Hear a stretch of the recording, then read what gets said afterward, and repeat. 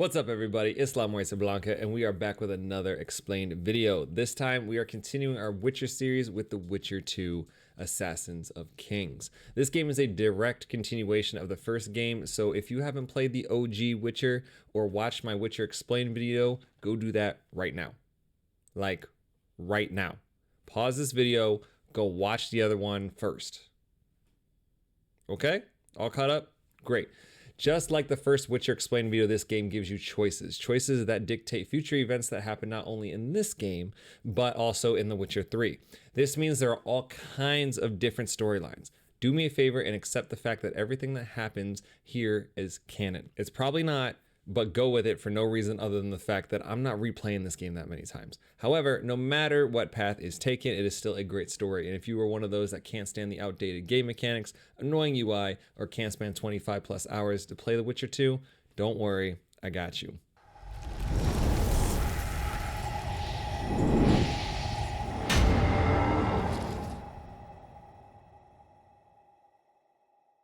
Before we even get into the game, there is a badass cutscene that provides some background to the overall plot of The Witcher 2. King Demiven is chilling on a boat with the homies. Some bald dude with a cool-ass ice capsule freezes the entire boat, except the people that the mage managed to protect. Then this insane slow-mo scene of the entire boat crumbling. While Bald Man is sprinting across the boat, he's dodging arrows, whoosh, dual daggering the fuck out of Demiven's guards, ching! And using them to block fireballs. Boom! That guy is all kinds of fucked up. I'm sorry, he's done. One clean swipe takes out the mage, and Demiven's all like, please don't hurt me. I'm just a little bitch who wears a crown. Bald guy gives zero fucks, doesn't say a word, hacks King's head clean off, and swims away.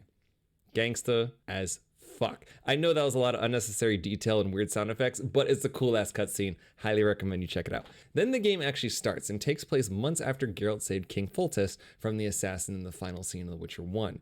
Famine and disease are still rampant, racism against non-humans is trending, causing more of them to join the Scoia'tael, and we find Geralt randomly running through the forest, just like how The Witcher 1 started. Instead of getting picked up by the homies, this time he's picked up and thrown in the dungeons of Lavalette Castle. He gets interrogated by Roach, commander of Foltest's special forces, and we learn about the events leading up to Geralt's incarceration. Geralt and Foltest took an entire army to chase down Foltest's sister and get his kids back. Yes, you heard that right. Foltest fucked his sister and now is starting a bloodiest custody battle I've ever seen or heard of. And it doesn't end there. Foltest's nephew is leading the resistance. The sister had a prior child with another baron. I know, weird family issues. You thought you had problems.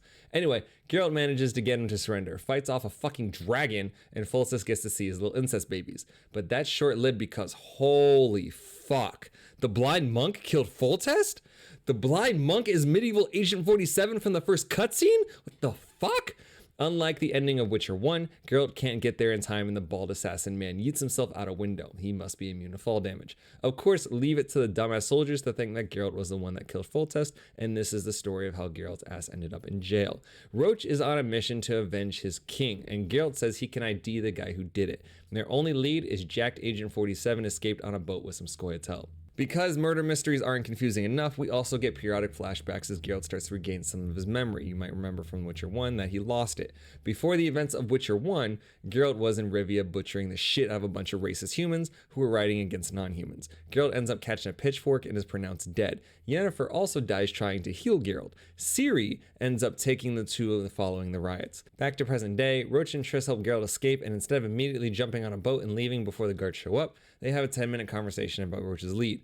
Jacked bald guy has been spotted with the Scoia'tael band leader, Eorvith, and they're in Flotsam. They get to Flotsam and immediately get approached by Eorvith himself. Geralt's trying to get info on the Kingslayer until Roach's racist ass throws a knife at the elf, and then it turns into a full-on ambush that is only survived because Triss is a badass sorceress. As they escape, we find out Kingslayer Mr. Clean actually knows who Geralt is, but Geralt does not know because he has yet to recover from his amnesia.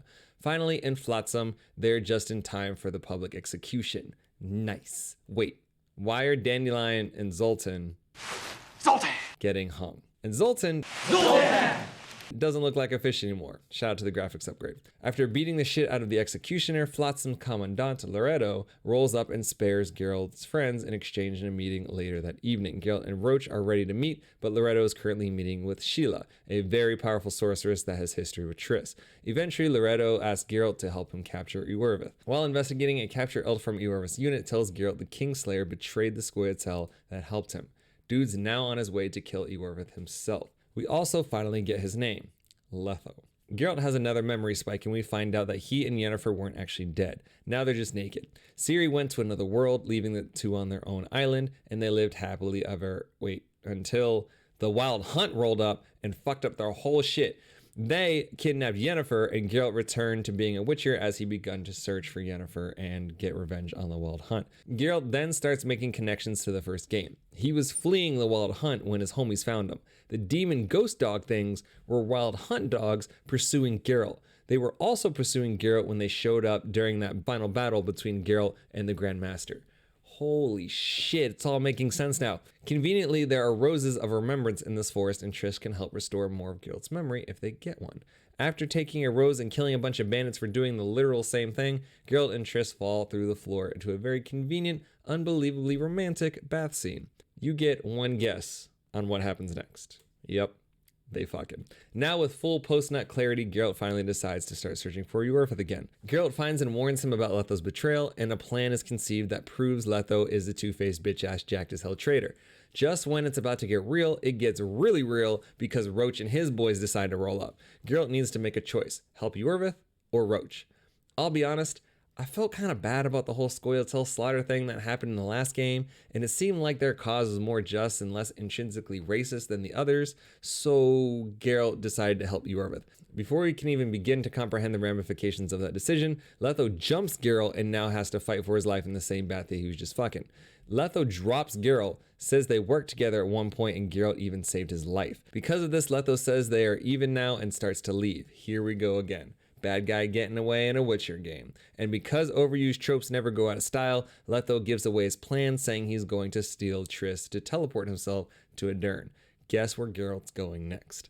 Geralt rushes back to Flotsam to check on Triss, but the town's on fire. There's riots, non-humans are getting murdered again, and Triss is gone. Letho already forced her to teleport to Aedirn. Now Geralt is at the major crossroads that will decide what happens for the good portion of the game. Again, help Iorveth or Roach. Iorveth is headed to Aedirn to help the Scoia'tael band that's there. They fight to give the crown to a woman named Saskia. She believes in honor and integrity, fairness for all regardless of race. She isn't greedy as fuck like all the other kings, and rumor has it she also defeated a dragon.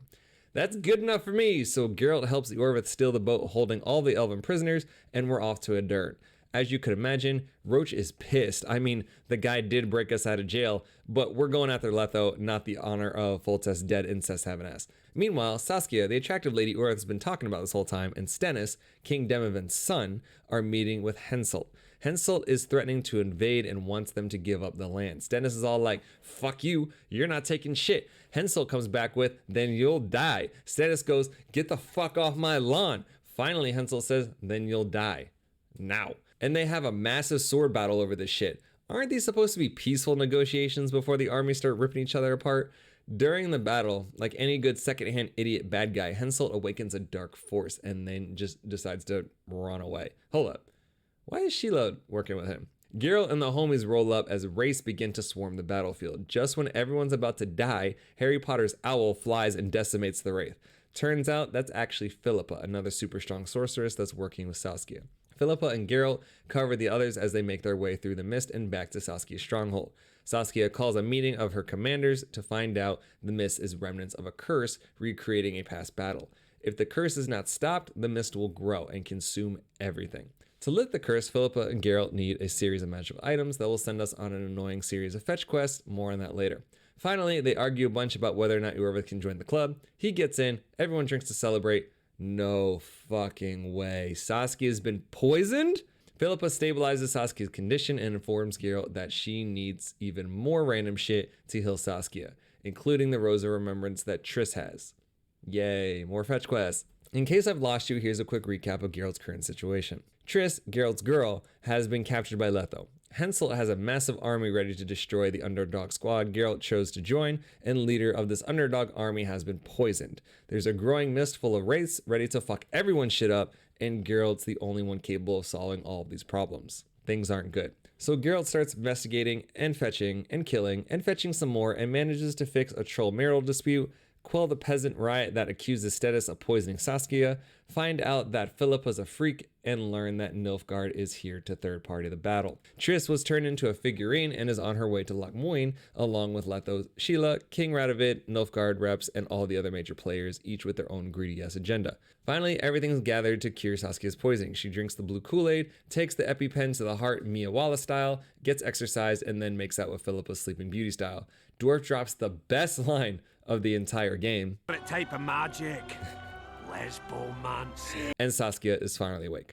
Geralt heads off to lift the curse by reliving the battle and defeating the Draug, all while learning that sorceresses are actually sus as fuck. Following this, Geralt has another memory.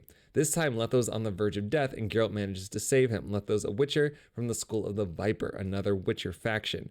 Letho and his boys then help Geralt search for the Wild Hunt. Geralt wakes up to learn he's lifted the curse, but Henselt's army is on their way. The battle begins, and Saskia's small army manages to fight off the first wave. While Henselt's men regroup, Geralt and Saskia scout the mines below the stronghold to find an enemy detachment trying to flank them. Geralt gets roasted, and to save him, Saskia turns into a fucking dragon? After chewing on the knights that didn't escape, Geralt learns that she was the dragon from Foltest's raid? It's a secret, so Geralt can't tell anyone. Shh. They get back to battle and eventually get Henselt to surrender. Saskia names her terms for the victory, and Philippa states they'll go over the details at Loc Muinne. The two ladies also mention that Henselt's current mage advisor must be sentenced to death and will be replaced by Sheila. That is suspicious indeed. Saskia is acting extra sus, and Geralt and Iorveth notice it. After the two ladies teleport away, they search Philippa's room and find the recipe used to heal Saskia, but it doesn't mention a rose of remembrance. Philippa used the rose and lesbomancy to subjugate Saskia's mind and will use her to influence the peace summit at Loc Muinne. Can't trust these magical bitches, man. They scheme way too much. Meanwhile, Nilfgaard uses their sorcerers to restore Triss, who's all kinds of messed up right now. Wonder how turning into a figurine manages to take your clothes off, CDPR. Simps. Our guys get to Loc Muinne, and the Knights of the Flaming Rose are chilling at the front gate. Normally this would be a massive issue, especially for the Scoia'tael. However, remember our Witcher 1 video. Siegfried's the homie. Siegfried tells Geralt that Philippa has been arrested and charged with treason by King Radovid. He doesn't trust these magical bitches either. Triss ratted on their asses, saying they made up a secret society called the Lodge of Sorceresses. Through this, they're doing all kinds of behind-the-scenes manipulation as royal advisors. According to Radovid, the Lodge ordered Demiven and Foltest killed. Wait, what? They're working with Letho? Before leaving, he has his boys rip her eyes out with a fucking melon baller. Bet you didn't see that coming. Huh? No. Oh, okay. Moving on. Geralt rolls up like, what the fuck, Philippa? Thought we were cool. Philippa has the audacity to demand Geralt's help, but slow your roll, girl. We need info. Philippa refuses to say much, but promises to lift the spell on Saskia and explain everything if we save her. However, Triss is at the Nilfgaardian camp, and her time is running out as well. Geralt has to make another game-altering choice. Save the hot redhead he's been fucking for the past 2 games, or save Philippa in the hopes of hitting the blind chick and the cute blonde with the Dragusi. Geralt doesn't appreciate Philippa's sketchy-ass scheming, not to mention simps stay simpin', so our mans goes after Triss. I mean, the hookup is all but guaranteed at this point. You gotta get it where you can. Geralt massacres the entire Nilfgaardian camp, helps out Triss, and straight up asks, why is everyone saying you're lying to me? Triss stands by her story. Yes, she is a member of the Lodge of Sorceresses, but this lodge is dominated by Sheila and Philippa. By the time they started conspiring to kill kings, they no longer trusted Triss and used her to unknowingly manipulate Geralt. Since the lodge was created, Philippa has been hashing out a plan to create a state controlled by the sorceresses themselves. Working with Letho, Demiven's death, the sorceresses on both sides of the Aedirn battle, all of that was a plan hatched out by the sorceresses to control everything. Geralt and Triss head to the meeting where Sheila is trying to reinstate the conclave of mages in her image. Triss starts snitching on everyone. Sheila, Philippa, Dandelions' mom, Everyone. No one's getting away from this shit. Sheila gets her ass arrested for suspected treason and murder until the dragon shows up. Seriously, how did no one notice her leave the meeting or see her transform? Dragon roasts all the guards and saves Sheila, but Geralt's all like, fuck that, and goes after them. Sheila's trying to teleport away, but confirms they planned Demoven's death, and Letho betrayed them. The Lodge had nothing to do with Foltest. Nilfgaard hired Letho to King Foltest. Letho was working for Nilfgaard this entire time. What? To add to the chaos, Nilfgaard is moving in on the north, ready to invade while the northern kingdoms are at each other's throats and vulnerable. Sheila begins to teleport, but her crystals are sabotaged. Geralt could let her die, but decides to help her out. In return, Sheila tells him that Yennefer is with Nilfgaard. And then she finally leaves. Before getting any time to figure out what's going on with Yennefer, the damn dragon shows up and starts messing up everything. The Dragusi is not happy, and Geralt ends up riding it until the dragon impales itself on a conveniently placed giant piece of wood. Instead of finishing the dragon right there, Geralt simply walks away and leaves Saskia to her fate. Her miserable, brainwashed, giant hole in her chest. Fate. That's messed up, I know. Triss manages to teleport Iorveth out of Loc Muinne, and Geralt rolls up on Letho, who's chilling. Man is super relaxed for all that's really been going down. He even offers Geralt a drink, so I guess it's not that bad. While talking to Letho, Geralt has another flashback. He and the Viper School Witchers found the Wild Hunt, and Geralt ends up trading his soul for Yennefer's. Letho proceeds to offer up quite a bit of information, and we find out that they stuck around with Yennefer after Geralt sacrificed himself. They got themselves caught by Nilfgaard. Yennefer was with the Empire when Letho was sent to kill the kings. His job was to kill as many rulers as possible, spread chaos, and then place the blame on the sorceresses so Nilfgaard could roll up and third-party everybody. The Wild Hunt is a group of elves that likely showed up from another world. They are able to use their powers to create the race Geralt has fought in the past. Geralt has an idea regarding what they want, but that's none of your concern. Geralt's words, not mine. Letho was chilling because he knew Geralt wouldn't stop his pursuit. He makes it very clear that Geralt isn't an enemy, he was just in the way. Letho wants to bounce, but knows he'll have to first fight if Geralt won't let him go. Letho put us through a long-ass cat and mouse bullshit. No fucking way he walks. Catch the sword, bitch. Dead! Geralt and Triss finally get to leave Loc Muinne. Flotsam becomes a military base. Aedirn is its own land and is open to those seeking freedom. Radovid and Henselt end up splitting the north between themselves. The Conclave of Mages ends up forming, sacrifices Sheila and her accomplices, and now has to answer to Radovid. Credits roll.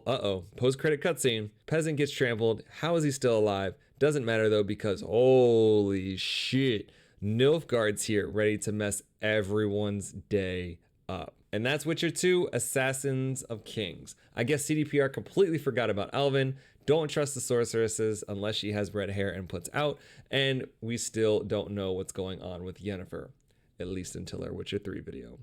If you found this video helpful or at all entertaining, please be sure to like, subscribe, and enable notifications so you don't miss any amazing future content. We will continue the rest of the Witcher trilogy, but make sure to let me know in the comments what other games do you want to see. We've already done a ton of other explained videos, so make sure that you check those out as well. I'm Loc Muinne Blanca, and I'll catch you guys next time.